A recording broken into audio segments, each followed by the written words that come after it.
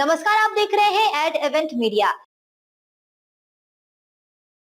आइए जानते हैं खास खबरें। पंजाब में कैंसर जानलेवा होता जा रहा है। रोजाना 68 लोगों की जान ले रहा है। सूबे पहले से 9.22% मृत्यु दर बढ़ गई है। स्वास्थ्य और परिवार कल्याण मंत्रालय की रिपोर्ट में यह बात सामने आई है।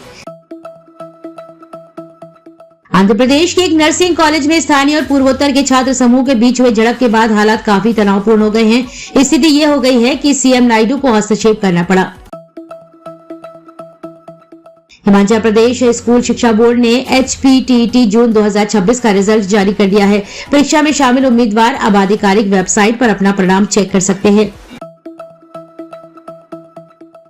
महज 15 साल की वैभव सूर्यवंशी का दिलीप ट्रॉफी डेब्यू उम्मीद के मुताबिक नहीं रहा।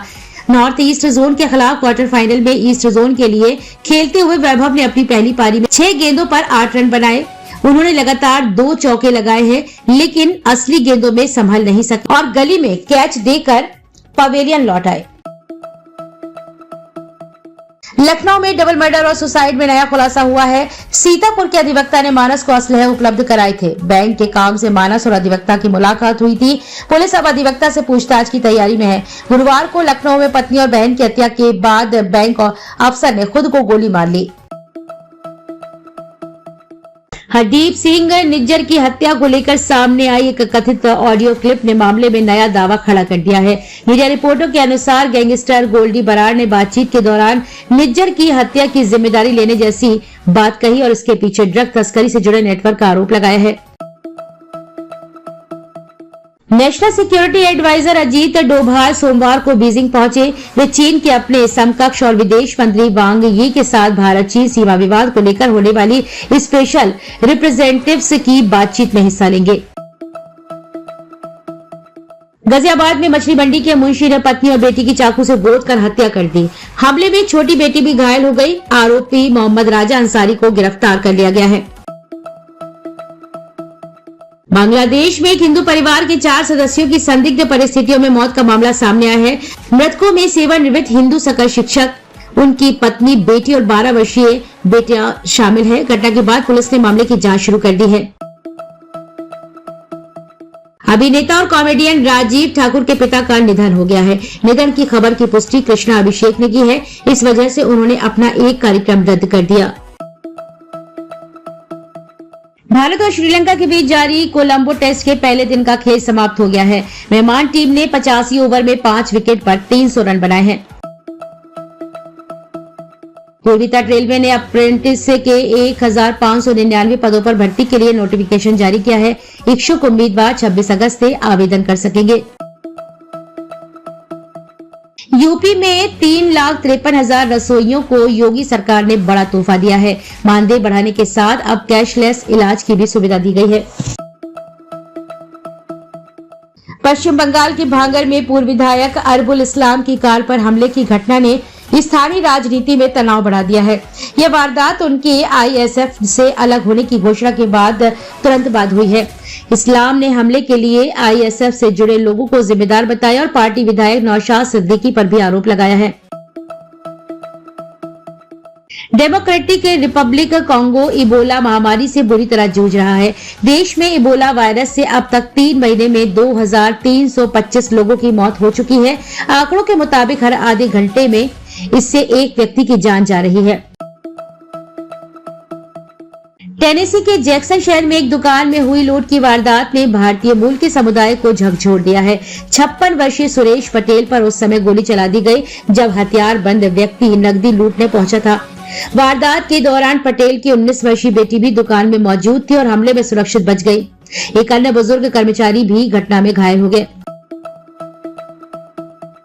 मानसून सत्र की कार्रवाई समाप्त होने के बाद भी सत्रवासन की औपचारिक प्रक्रिया पूरी नहीं होने को लेकर कांग्रेस ने केंद्र सरकार पर सवाल उठाए हैं। पार्टी नेता जयराम रमेश ने कहा है कि सामान्य परिस्थितियों में अनिश्चितकालीन स्थगन और सत्रवासन के बीच कुछ दिनों का अंतर रहता है, लेकिन मौजूदा स्थिति असमान है। उन्होंने इस देरी को परिसीमन से जुड़े संभावित संवैधानिक बदलाव से जोड़ते हुए सरकार की मंशा पर सवाल उठाया है।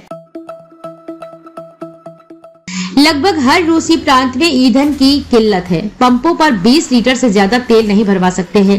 कुछ जगह 18 घंटे की कतार है।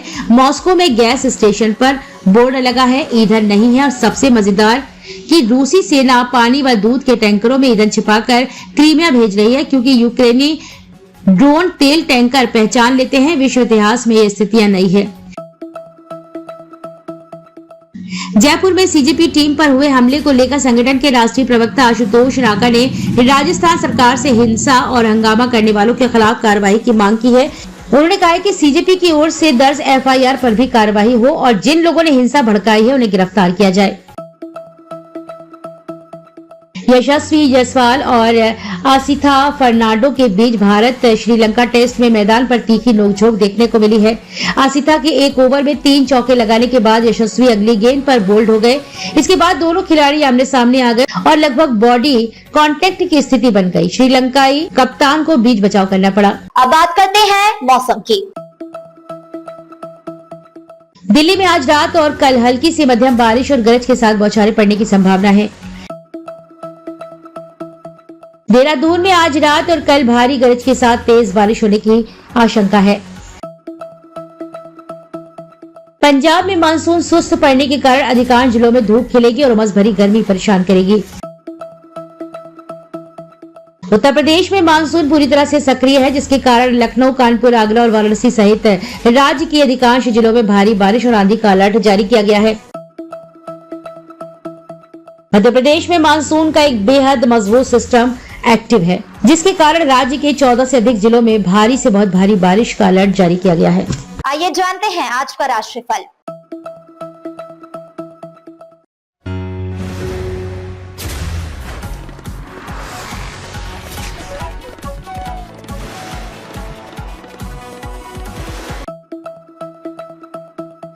अपनी खबर, कार्यक्रम या विज्ञापन प्रकाशित कराने के लिए नीचे दिए गए कॉन्टैक्ट नंबर व ईमेल पर आज ही संपर्क करें।